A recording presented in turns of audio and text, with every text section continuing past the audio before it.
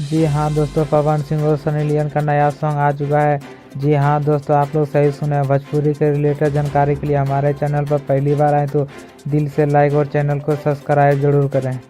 Sunny Leone ने पवन सिंह से demand किया था 5 करोड़ का इस गाने के लिए। इस गाने का पोस्टर देख लीजिए, आ चुका है। इस गाने को बहुत जल्द रिलीज किया जाएगा।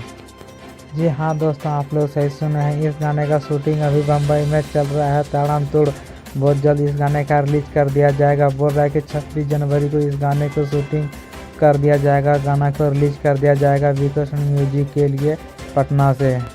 वीकेटी म्यूजिक से रिलीज कर दिया जाएगा इस गाने को 30 जनवरी को। हमारे चैनल पे जुड़े रहिए दोस्तों, यहाँ रिलेटेड भोजपुरी की जानकारी देते रहेंगे। हमारे चैनल पर पहली बार तो चैनल को दिल से लाइक और चैनल को सब्सक्राइब ज़रूर करें। Thank you.